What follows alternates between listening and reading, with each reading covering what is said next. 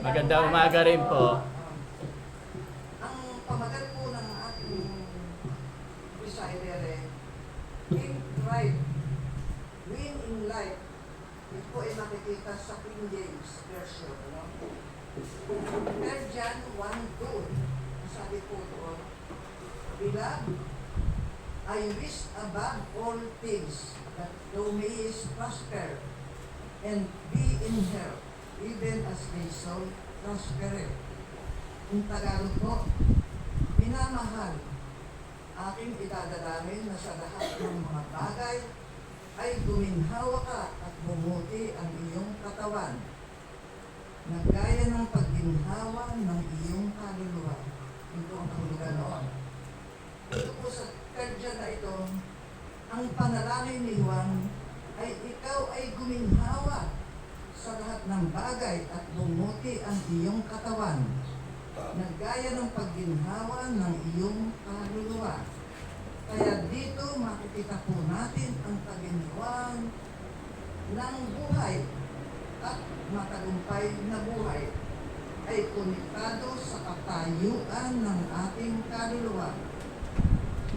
At ang ating kaluluwa ay may tatlong bahagi.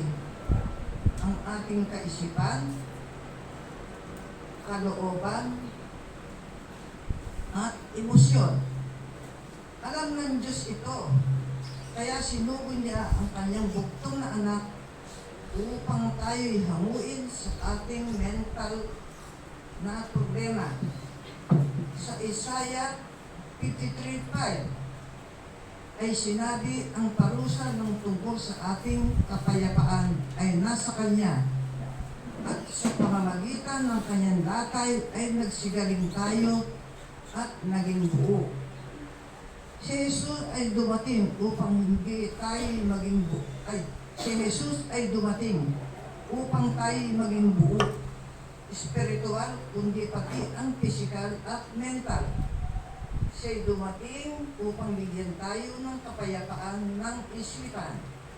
Sa katotohanan, ang lugar na kung saan siya ipinako ay tinatawag na Golgotha. Ang ibig sabihin, lugar ng mga bungo.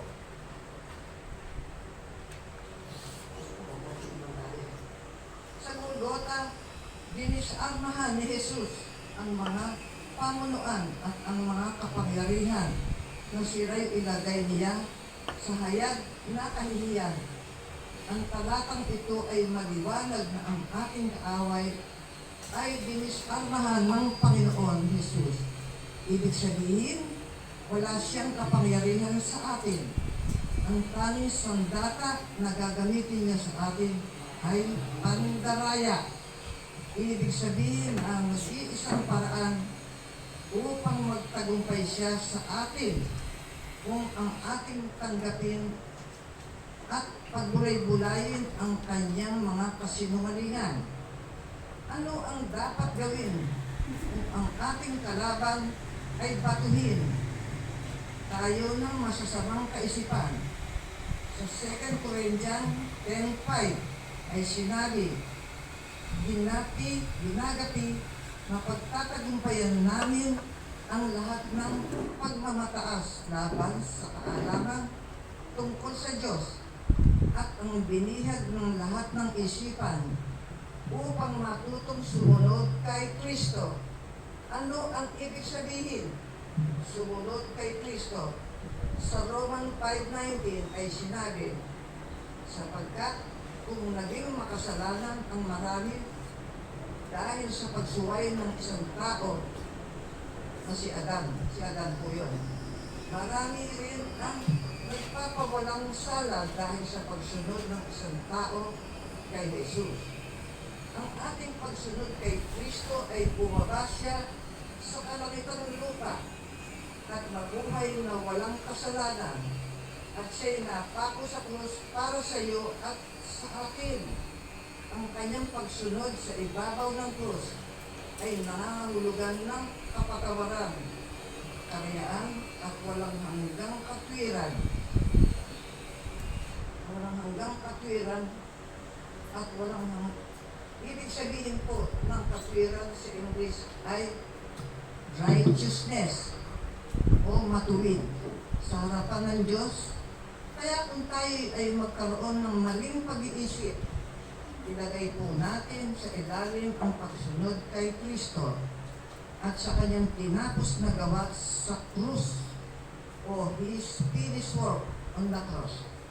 Paalalahanan po natin ang ating sarili dahil sa kanyang tapos na ginawa, tayo ay pinagpala, pinagaling, naging buo at walang tuldok na kasalanan. Ang mag-isip ng tama ay patungkol sa Kanya, ay hindi sa ating sarili. At palagi natin ituon kay Jesus ang Kanyang pagsunod sa Ama. At kapag ginawa natin ito, masusumpungan natin na tayo nasa tamang pag-iisip. Kapag tayo nag-isip ng tama, tayo po ay patungo sa tagumpay na buhay. Hallelujah, Jesus, for what we have done. We give you praise, we give you glory. Amen and amen. Sige po, tayo po ay mananalangin. Tayo po ito ngayon. Panginoon, sa ngalan ni Jesus at banal na Espiritu, hinihiling po namin ang iyong presensya sa aming kalagitnaan. Salamat po kami ay nagkasama-samang purihin ka, sambahin. Basbasan mo po ang maghahatid ng mensahe na naway ang kanyang mensahe ay mailagay sa bawat puso namin at aming maipamuhay. Matutunan. Patawarin mo po kami sa aming mga kasalanan upang kami ay maging karapat-dapat sa iyo.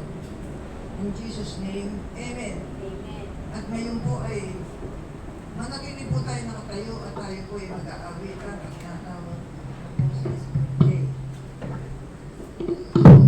Yan, sige po, manatili po tayong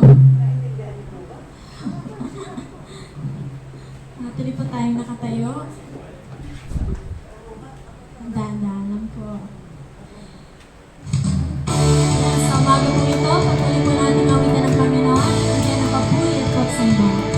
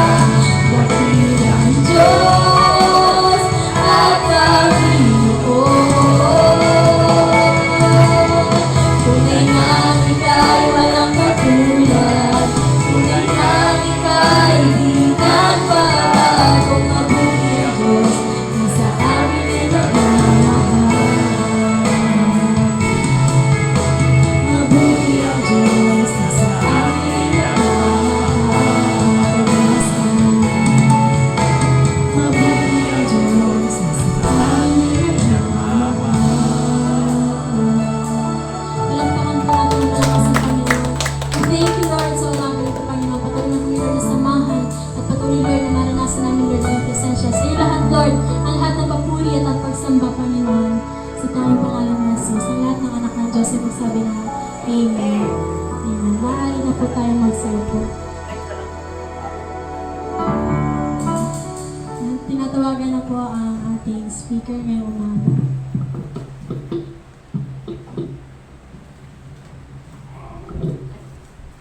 Magandang umaga po sa ating lahat. Maganda, umaga rin po.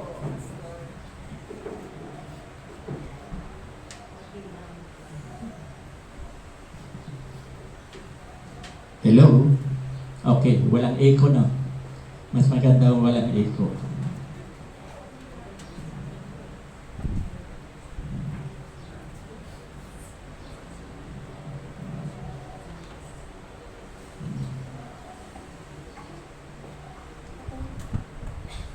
Nakikita nyo naman ang topic, love.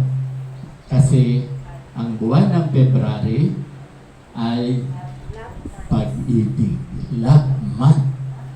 Pero ako nakapula, kayo hindi. Diba? Ang sabi daw pag pula, pag-ibig. Good. Pula ang puso ninyo. Very good. Okay, marunong mga tuwiran. Okay, so ang ating pong teksto, mababasa po natin sa 1 Corinthians chapter 13, verse 13. Na? Ayan. Na? Samantala, nananatili ang tatlong ito: ang pananampalataya, ang pag-asa, at ang pag-ibig.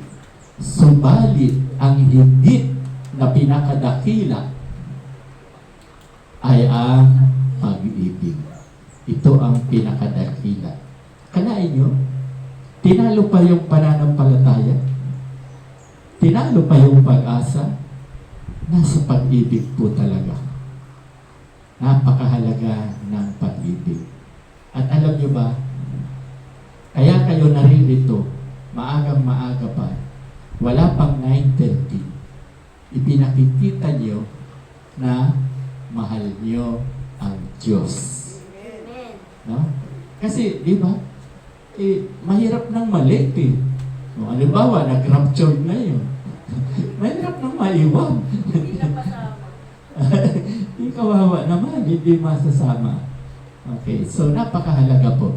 Kaya, ang pag-ibig po, ang pinakadakila. Basahin po natin sa kasunod, 1 Corinthians chapter 13, verse 2. Anong nangyari sa cellphone ko? Nawala. Kung ano-ano ang lumalabas. Nasira talaga. Di ba, nandito. Mabuti na lang nandito. Talaga ang kaaway. Tingnan mo ang lumalabas. Mapa. Namantanong nandun ako. Nire-review ko pa eh. Okay. So, para maunawaan natin, basahin po natin. Sige, pakibasa nyo. Kung ako man ay may kakayahang magsalita ng mensahe mula sa Diyos at unawa sa lahat ng hiwaga, kung nasa akin man ang lahat ng kaalaman at lahat ng pananampalataya, ano pa't nakakapagpaliwan ako ng mga ito, ngunit wala naman akong pag-ibig, wala akong kabuluhan. Maliwanag. No? Kaya, number 1 talaga ang pag-ibig. Alam niyo, di ba si Abraham? Ano ang nakita ng Diyos kay Abraham?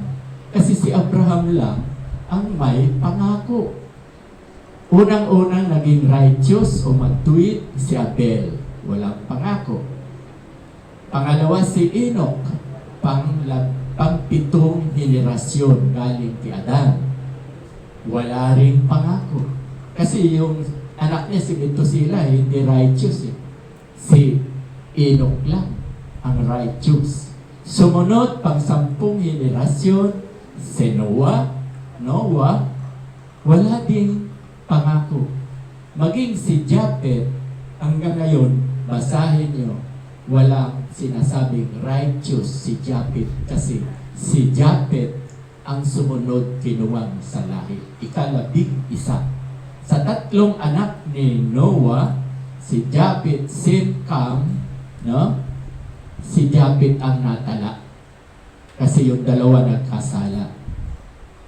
So, di ba? Si Abel, si Enoch, si Noah, 3, walang pangako. Bakit walang pangako? Sila ay nanampalataya na. Yung 3 yun, nanampalataya. Pagdating kay Abraham, kaya siya mayroong pangako.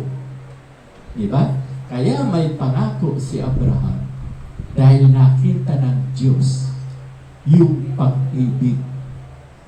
Si Abraham naging righteous through faith.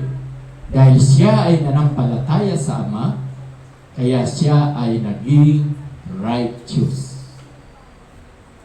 Pero, naging righteous siya at may kalakip na yung parang regalo dahil sa pag-ibig. Yung binigyan siya ng pangako.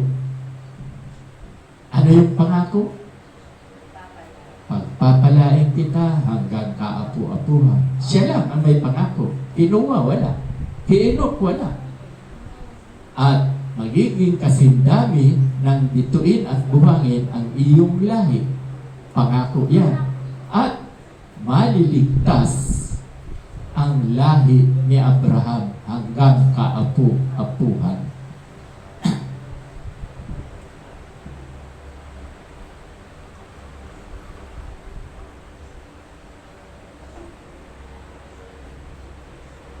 So, ipinakikita.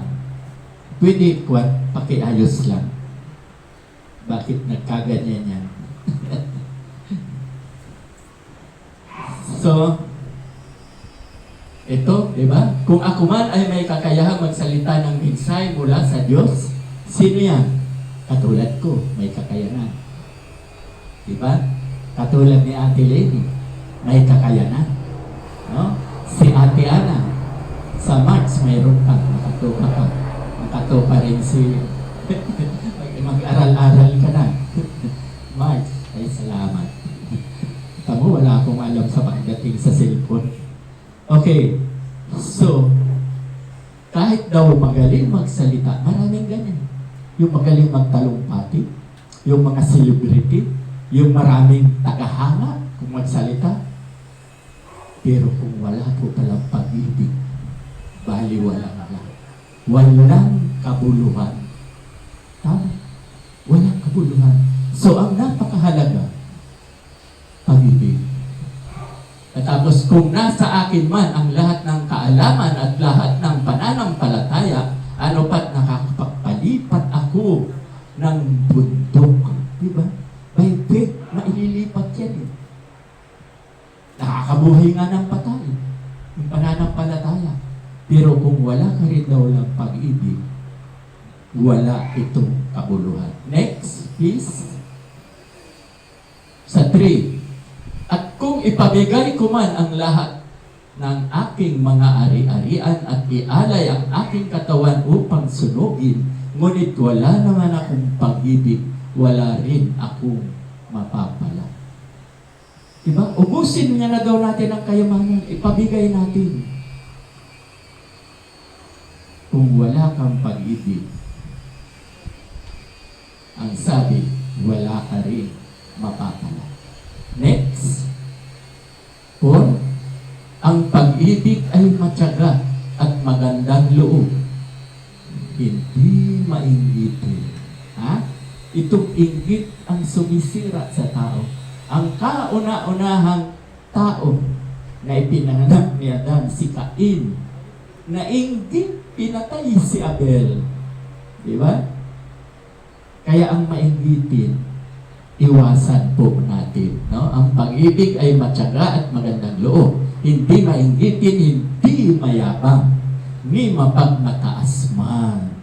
Yung mayabang, alam nyo, yung mayabang, mababasa po yan sa Kawikaan, chapter 6, verse 16-17.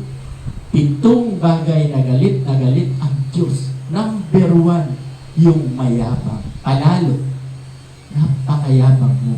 Galit na galit. At sa buong kawikaan, dahil yan ang ating pinag-aaralan, marami tayong mababasa sa kawikaan na galit na galit ang Diyos sa mayabang. Kaya dapat huwag tayo magyabang. Okay, ang pag-ibig ay matyaga at magandang loob, hindi mainggitin, hindi mayabang, ni mapagmataas. Ano ba itong mapagmataas? Ako, kung wala ako sa church na yan, hindi yan lalago. Kailangan nila ako malaki, mapagmataas.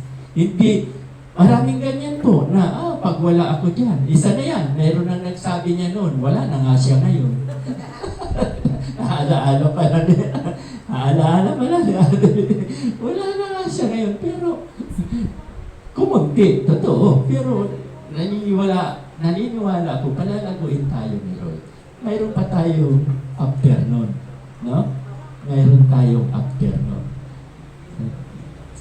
Sandali, naririnig ko eh. Magkwentuhan na kayo muna na walang busis.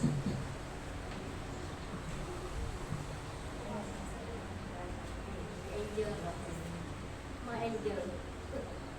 Mabuti naman, may bata. Very good. Na? Very good.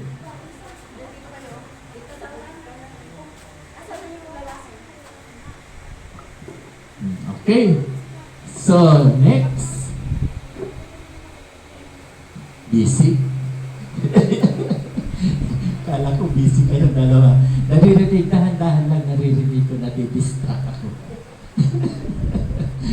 Kasi dapat makikinig. No? Lahat tayo makinig. Para sa ating lahat ito. No? Ako, pastor, may karapatan akong mag-sermon. May karapatan akong magpayo. Pag mali, chinichik ko yan. No? Kasi napakahalaga. Di ba nakarang Bible study? Sabi ko, hayaan niyo muna akong magsalita bago magsalita ng iba. Okay. 7. Ang pag-ibig ay matiisin, mapagtiwala, puno ng pag-asa, at nagtiyaga hanggang wakas. Yan ang kagandahan ng mayroong pag-ibig. Okay. Tapos na ba ang 1 Corinthians?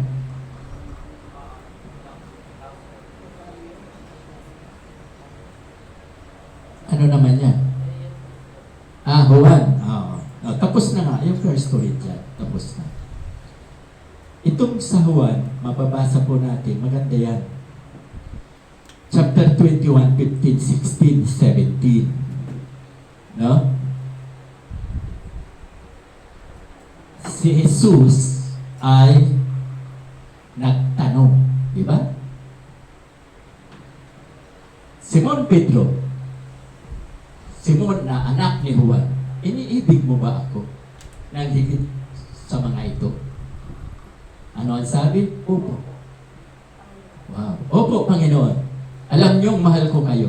Tugon niya. Sinabi sa kanya ni Jesus, kung gayon, pakanin mo ang aking mga batang tupa. Ano yung pakainin ng mga batang tupa? Katulad nitong dalawang ito, bata, pangatlo yung isa, ng anak nila.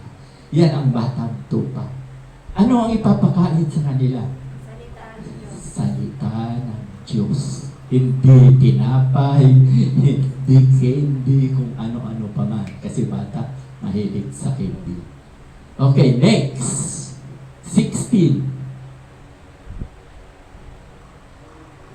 Muli siyang tinanong ni Jesus, Simon, anak ni Juan, iniibig mo ako? Sumagot si Pedro, Opo, Panginoon, alam niyong mahal ko kayo. Sabi ni Jesus, alagaan mo ang aking mga tupa. Katulad ko, pastol ako, alagaan ko daw kayong lahat na tupa. Alagaan. Ba? Kita niyo? Mag-aapat na taon na tayo sa Mayo. Yung Bible study, kay Ate Lenny. No? Sa dami kong Bible study, gusto ko lahat yun. Kaya lang, nahahalata ko na hindi sila interesado. Pag hindi interesado, mahahalata naman yan. walang pag-ibig, kaya natigil lahat. Thank God na may natirang isa, si Ate Lini. No? Pero, kita nyo, mag-aapat na taon na, nandiyoon yung aking katsaglaan. Muli siyang tinanong ni Jesus. No? Ang sabi, alam ninyong mahal ko kayo. Sabi ni Jesus, alagaan mo ang aking mga tupa. Hindi naman naaalagaan akong ano. Ibig sabihin, yung salita ng Diyos, yung Bible study. O di ba? Napansin nga ni Ate Lini, pinakinggan niya yung kabikaan, ginugil niya, kasi madali lang naman lumabas. Malaking tulong talaga. So, ginamit kagad siya ni Lord, pinadala niya sa mga apo niya. Di ba? Yun, dapat tayong mga magulang, lolo, lola, ganun ang dapat natin gawin. Ipadala natin, dahil yan ay tayo. At nakalagay nga doon, hahaba ang buhay mo. Pagpapalain ka. No? Nandoon lahat sa kawikaan. At maghihirap ka, nakalagay din doon.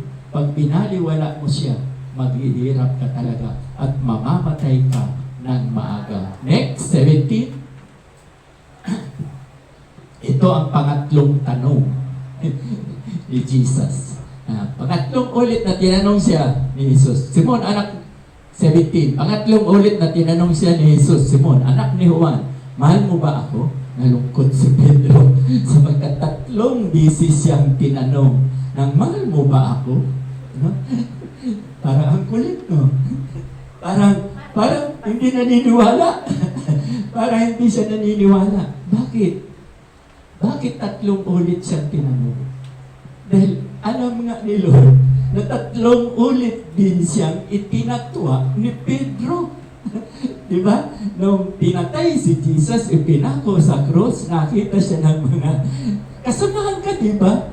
Ay, hindi. Hinula na sa kanya ni Jesus na hindi pa nangyayari. Alam mo ba, Pedro, Peter, tatlong ulit mo akong itatatwa. Nangyari. At sa ikatlo ay titilaok ang manok. Nangyari nga. Nung pangatlo niyang dininay, sa katumilaok, sa kanya naalaala, ay, tama si Jesus. Kita niyo, hindi pa nangyayari. Tama si Jesus. Itinatwa ko siya ng tatlong ulit. Kaya tatlong ulit din siyang tinanong, Peter, Pedro, mahal mo ba talaga ako? Di ba? Pagdating kasi sa kagipitan, kahit mahal mo siya, itatatwa mo talaga. Dahil papatayin din siya. Kung malalamang alagad si Peter, kaya tinanggi niya. Tinatwa siya. Pero, in the long run, patay lahat sila. Lahat ng apostoles binitay. Kamatayan. Kasama yan si Pedro. Si Pedro nga nag-request pa. Sabi niya, pwede ba huwag niyo akong igaya kay Jesus? Patiwarik mo na lang akong ipako sa krus. Patiwarik siya. Huwag igaya kay Jesus na ipinako na katayo. So lahat sila patay. Maliban, kanino? Kay Juan, si John the Beloved. Yung mahal na mahal niya. Kasi si John the Baptist pinugutan. Si John the Beloved, bagamat pinatay si John the Beloved, niluto sa awang puro mantika, nilaglak siya na kumukulo ang mantika, hindi man lang nalapnos. Kaya ang ginawa, tinatapon sa Patmos si Juan. Doon namatay sa karamdaman si John the Beloved. Kaya nga, tinanong ni Peter, sabi niya, bababasa po yan sa John chapter 21 verse 21 and 22. Ganito ang tanong ni Peter. Guro, ano po ba ang mangyayari kay John the Beloved? Kay Juan? Ang sagot, sino nakakaalam ng sagot? Matagal ko nang tinuturo. Ang sagot ni Jesus, kung gusto ko siyang mabuhay hanggang sa pagbabalik ko, i-ano sa'yo? Sa 22, mababasa po yan. Kung gusto ko siyang mabuhay hanggang pagbabalik ko. I-ano sa iyo. Kaya nga, di ba, yan ang karapatan ng Diyos. God's prerogative. Kaya nga yung sinasabi ko, na ang asawa mo ay hindi mananampalataya, dahil ikaw ay mananampalataya, pati asawa mo ay banal na. Ligtas na. God's prerogative. Nobody can question God. Kasi siya powerful. O, halimbawa, ako ang powerful dito, pwede nyo ba akong questionin sa decision ko? Hindi, siyempre. Di ba? Pwede kong mali, pero patunayan kong mali. Pero sagat kasi hindi nagkakamali. Ang tao, decision ng tao nagkakamali. I am not a perfect. Pero but God is perfect. Kaya hindi po yan nagkakamali. Nobody can question God. At dito naman sa akin, habang nakatayo ako rito, hindi nyo ako pwede questionin. Bawal. Pwede pagbaba ko rito mamaya. Pastor, mali yata yung sinabi mo. Pwede yun. Pero habang nagsasalita ako, wala pong karapatan. Dahil masisira, madidistract ang pastor. Saan kayo? Si Ate Lily. Matagal na yan sa simbahan. Pwede bang questionin habang nagsasalita ang pastor? Ate Lily? Hindi. Pagbaba, pwede. Dahil hindi ako matatapos sa pag-message. Kasi marami ang magtatanong ka. Bawal po yan. Pagbaba, pwede. Kung nagkamali ako, ipaliwanag nyo, maunawaan ko, hihingi ako ng sorry. Diba? Lahat naman ng tao ay nagkakamali. Okay, so, dito ipinakikita, mahal ba natin ang Diyos? Amen. Kaya si Peter na nga, tinanong, mahal mo ba talaga ako? Kaya alam natin Diyos si Jesus. Diba? Okay. So, mayroon akong idadagdag. No? Ito. Sa loob ng tahanan. Alam po ninyo, sa loob ng tahanan, bakit maraming nabibigong pamilya?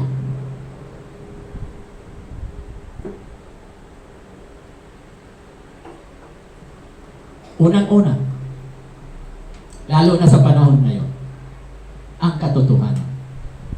The truth will set you free. Bihirang tumagal ang mag-asawa sa loob ng tahanan. Lalo na kung mga sikat, mga artista. Diba?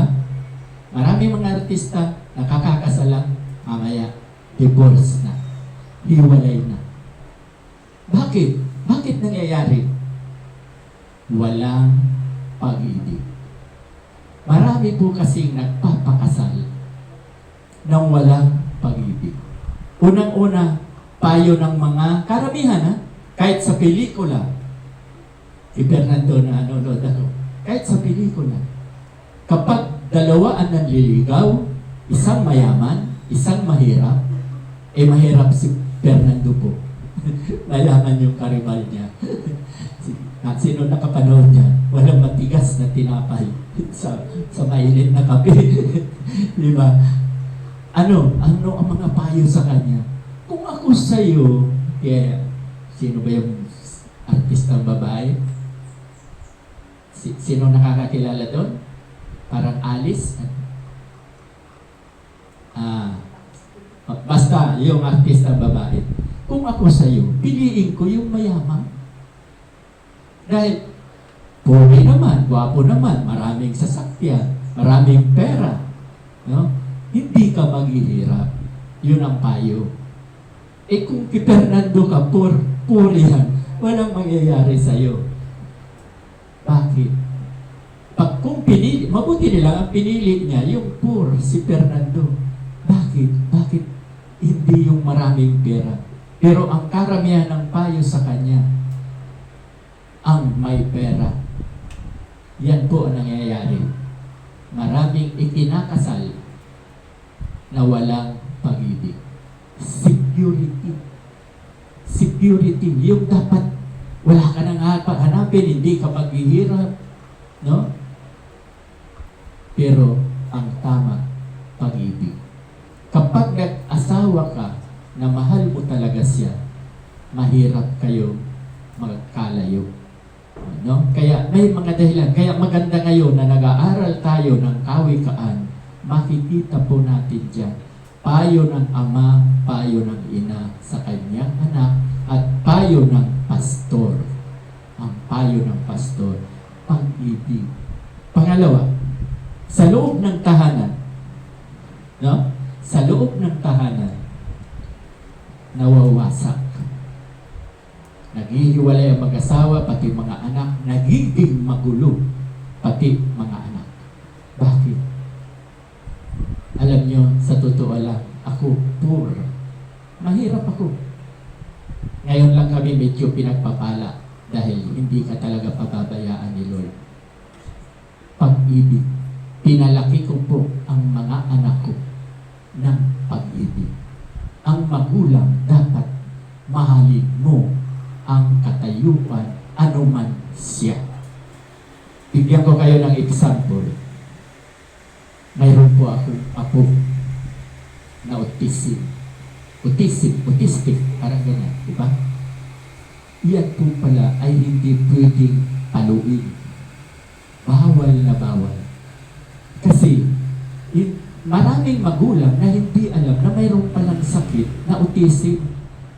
Ang alam niyo ba kung anong ginagawin ng sakit ng autism? Kung may pulbos kayo, kaano mang kalaki, ikakalat ka. Mayroong tissue, yung napkin na bilog, ikakalat siya. Noon, karga ko pa siya, yung matangkat pa sa akin ngayon.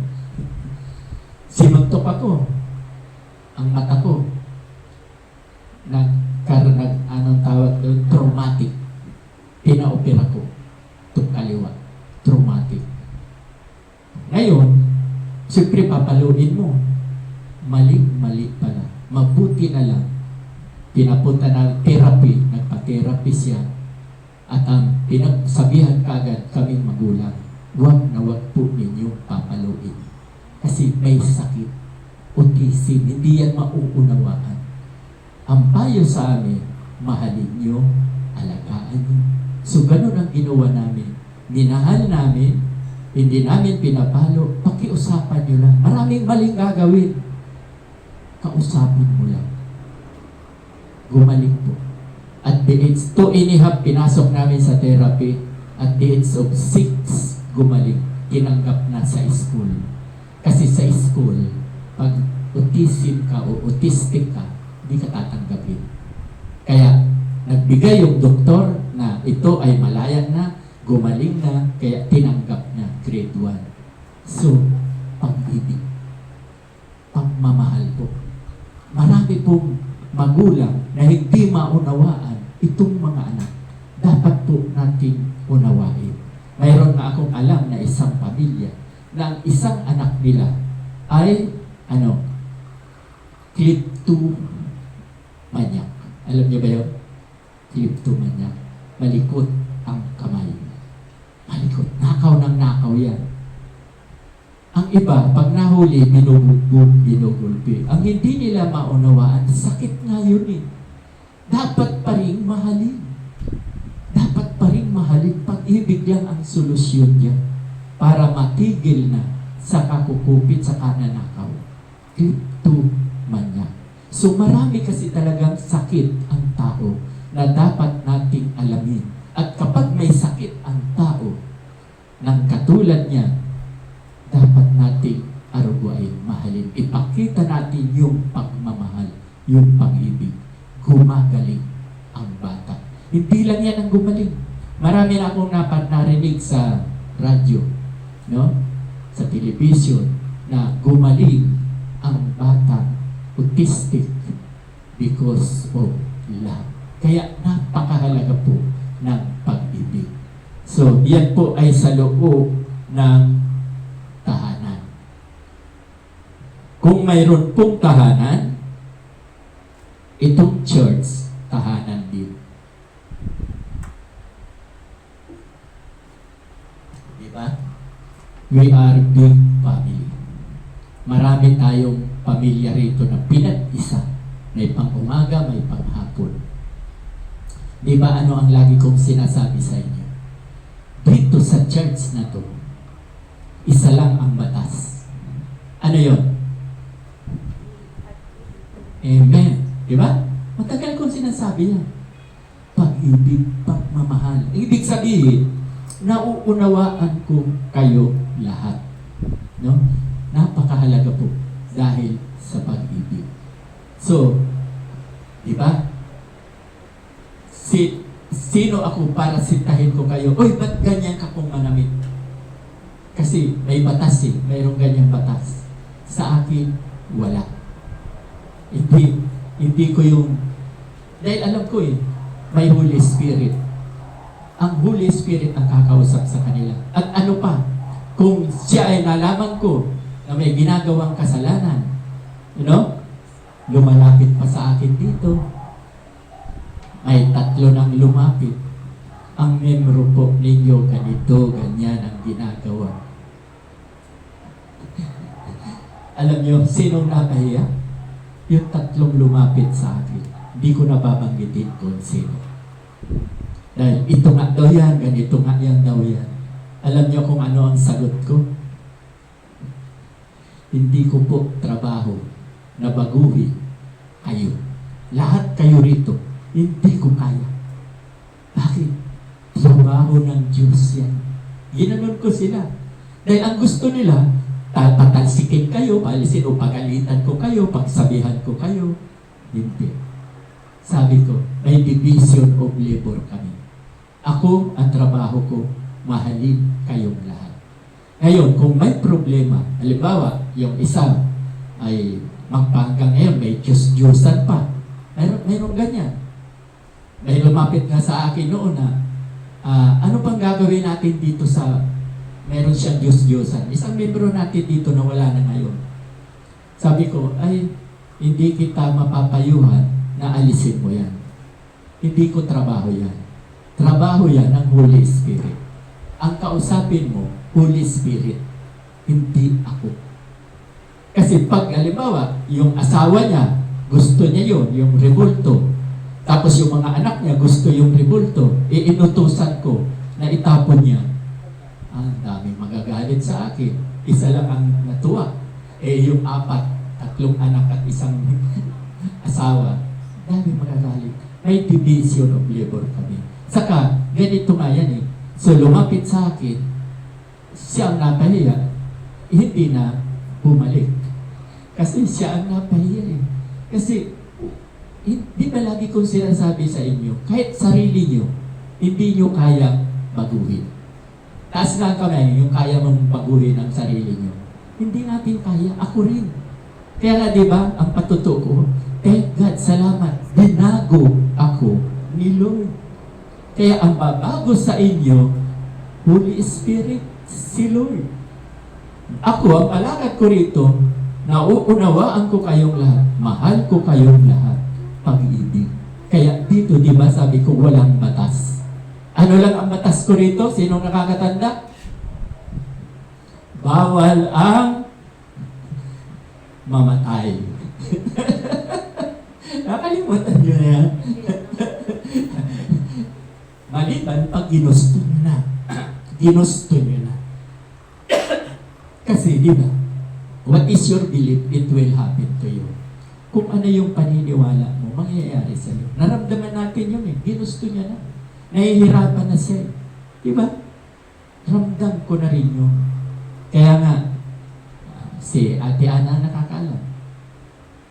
Di ba, Ate Ana? Ano ang ginawa ko doon? Noon may tindahan ka pa. Minsan sa isang linggo, 2 o 3. Dahil halata ko na rin yun. Ipinakikita ko sa kanya na mahal ko siya bilang kapatid. No, di ba? Ikaw ang witness. Ganon. Okay. So, nung isang araw nga, nalungkot ako na panood ko na nanalangin siya rito yung Bible study namin. Saka yung kumakanta siya rito. Nakakalungkot din. O ano pa yung isang bawal? Bawal utangin ang pera. Hindi na, totoo. Totoo. Kasi maraming church na nagpapautang. Maya-maya, ubos na ang member. Ubos pa ang pera. Kasi lahat may utang, ayaw nang pumasok.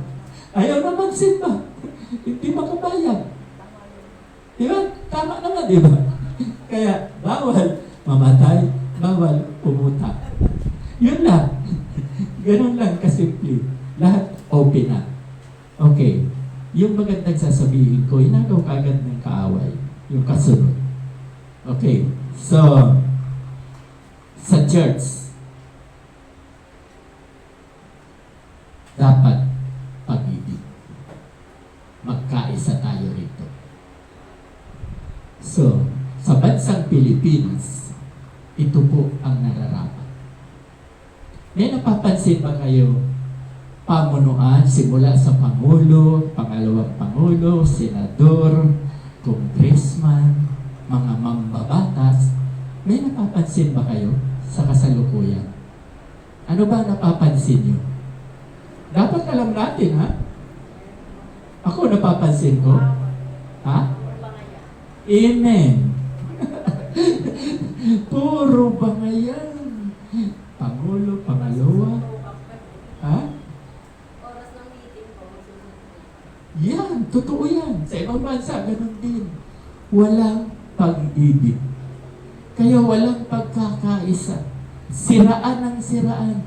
Puro fake news. Alam niyo kung bakit? Ito ang sandata ng kaaway. Ang fake news.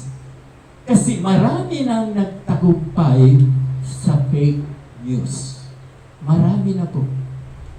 Noon, diba? Si Senior, BBM, Senior, Marcos, hindi mo, Marcos Senior, Federal Marcos Senior. Diba? Siniraan. Bakit ko alam na siniraan? Dahil napatalsik siya. Pero, ang tao hindi natutulog. Dahil kung totoong sira si Senior, hindi mananalo ang Junior. Common sense. Bakit nanalo ang Junior? Diba? Sino pa yung mga siniraan noon? Si Villar, isa yan sa siniraan. Si Binay, isa yan sa siniraan. Na panalo na dapat si Binay. Yung lalaki natalo dahil siniraan. Si Trillanes kaya ang sumira noon. At ngayon na naman, pinalalabas, si Trillanes na naman ang sisira kay Duterte. Diba na? Nasa Facebook naman eh. Kasi iyan ang sandata ng kaaway, siraan ka. At marami na pong nagtagumpay. Hindi yan pag-ibig. Kaya anong nangyayari? Ang buong bansang Pilipinas na dapat buhay, gutom, maraming namamatay dahil walang makita pag-ibig sa isa't isa. Diba? Bangayan ng bangayan, nakakahiya. Nakakahiya. At dahil sa bangayan, ano ang nangyayari? Maraming nagugutom. Walang papasok na investor. Dahil hindi sila nakakatiyak. Natatagal si BBM dahil ang alam nila, mapapatalsik. Yun ang alam nila. Pag pinahintulot ni Lord, mangyayari yan. Pero pag hindi pinahintulot ni Lord, dahil si Lord ang naglagay kay BBM bilang Pangulo, hindi yan mangyayari. Ang Diyos ang makapangyarihan. So ang ipinakikita ko lang dito, bakit walang pag-ibig sa mga tao ito? Ganun na ba kagarapan ngayon? Sino may kasalanan? Sino may kasalanan? Ha? Tama. Tayo. Hindi tayong ito lang. Halos lahat ng tao. Kaya, ano ang bunga? Gutom. Tapos sisisihin, Pangulo. Dahil siya ang Pangulo. Kahit sino pang itayo na Pangulo dyan, kung walang pagbabago, walang pagmamahal sa kapwa, walang pag-ibig, sabog. Sabog po yan. Diba? Ganda ng example. Sa tahanan, pag walang pag-ibig, sabog. Sabog yan. Sa church, pag walang pag-ibig, sabog. Maraming churches na nanahati. Marami na. Marami na. Kahit pa yung malalaking church, nahati po lahat yan. Maging ang Iglesia ni Cristo, maging ang New Life, Alabang, New Life, Tansa, nahati po yan. Pero ngayon, good news ang New Life, Tansa. Halos bumalik na lahat. Ang dami. Pero, ang sabi sa akin, mga bago, yung umalis, ayaw na talagang bumalik. Siguro, nagkahiyaan na. Pero, dumadami na naman sila ngayon. So, iyan ang ibig sabihin. Kaya tayo, ako man, umaasa na pararamihin din tayo. God, siya ang gagawa. Siya ang kikilos. Diba? Ang lagi kong prayer, siya ang dakilang misyonero. Siya ang magpadala rito. So, ito po ang pag-ibig na miniminsahe ko sa ngayon na ibinigay sa akin ni Lord na napakahalaga. Iba nung Webes. Glad din yun na nakinig si Ana, nakinig ka Ana, Ate Lene. Iba rin, pag-ibig din yun, iba rin ang tinalakay ko doon. Ito sa kasalukuyan na napakahalaga. So tayo po ay manalangin, Lord, maraming salamat po. At muli ay binigyan mo ako ng pagkakataon na makapagsalita rito na ang topic po ay pag-ibig. Ito po ang alam ko po na kakulangan ng bawat isa. Kayo po ang may sabi dito sa akin na dapat kong imensahe na nawawala na po talaga ang pag-ibig. Kaya, thank God. Maraming salamat, Lord. Sa pangalan ni Jesus na aming tagapagligtas. Amen at amen. Tatayo mo ba ako?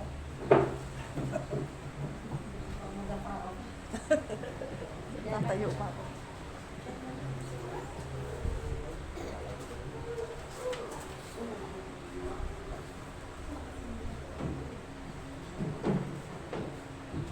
Purihin ang Panginoon sa kanyang magandang mensahe at tayo patuloy na pinuturuan ng kursa pag-ibig sa Panginoon at sa ating kapwa. At ngayon po ay dadato na tayo sa pagbibigay Love offering. love offering. At sino po man nakalala sa love offering? Habang umaawit, may pupuliksyonan. Oh. Sino ba yun?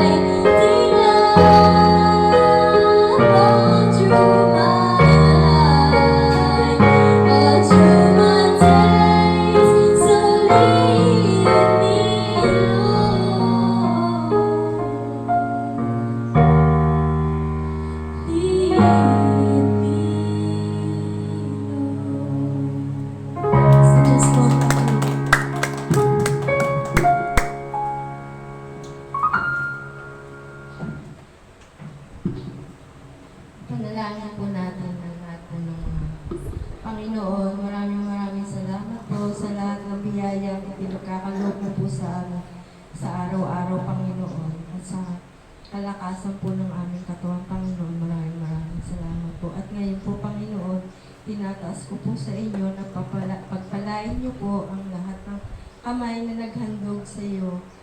Pagpalain mo po ang lahat ng paghandog. At ito po ay galing din sa iyo, Panginoon. Maraming salamat po. Ito po ang aking dalangin sa tanging pangalan ni Jesus. Amen.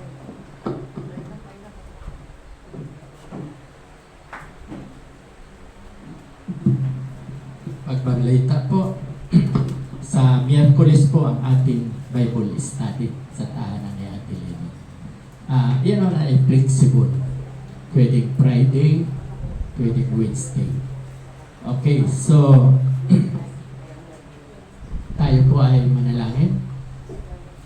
Ama namin Diyos na makapangyarihan sa lahat. Marami pong salamat at muli ay tinipon mo kami sa dakong ito upang kami po ay sama-sama magpuri, magpasalamat at sambahin ka po namin sa Espiritu at katotohanan.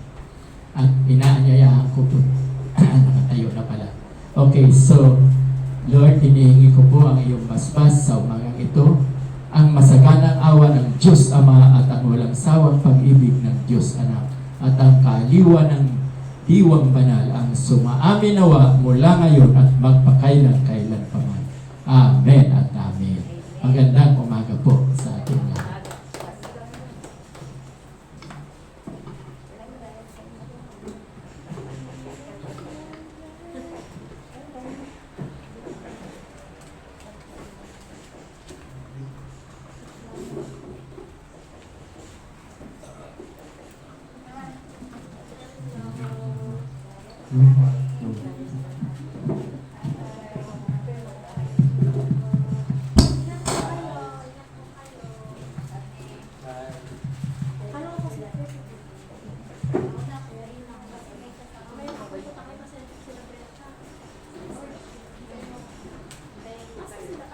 Hindi naman, hindi.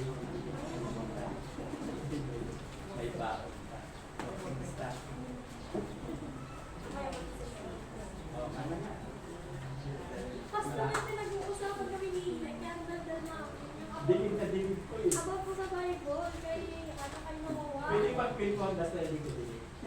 Tatanungin ka namin, Pastor, sa kay Pastor na nakatayo. Ano ba ngayon? 8? Ay, Opo, nagdidiskusyon kami. Hindi, may ginawa po kayo nawawa. Si Ang ba yun? ilan? 8:50? Bigyan mo AM. Ay, hindi ko. Hamad. O, 9:50 pa lang. 5, 6, 7, 8. 9:50 pa lang.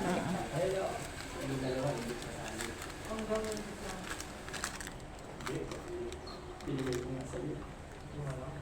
Ayun daw, kasi sa samang yun ang dapat.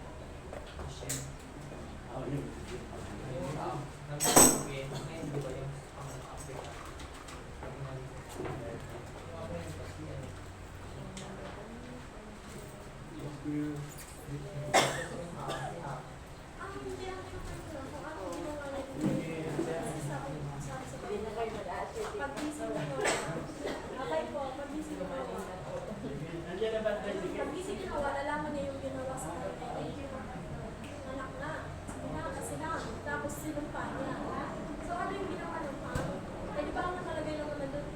Pero, Nakita niya sinumpa. may nakita na kayo na si David ay righteous. May nakita ko na righteous. Bakit? Saan ba? Isang mo ba?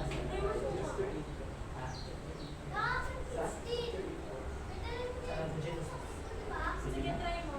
Try mo lang. Balik mo pag hindi ka Christine. Balik ko na lang ha. Apo, ingat. Naghahanap nga ako. Simpa kayo mamaya ha. Si David ay Sila Almay. righteous. Huwag magpapasa sa ulan ha. Oo. Tama dahil nagkasala. Sasabi siya kasi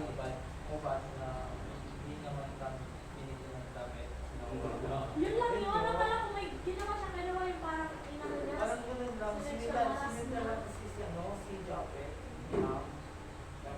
tingnan natin sa'yo. Kasi sabi doon, nung nagising, hindi ang kwento talaga, sabi doon, nung nagising si Noah at nalaman niya ang ginawa sa kanya,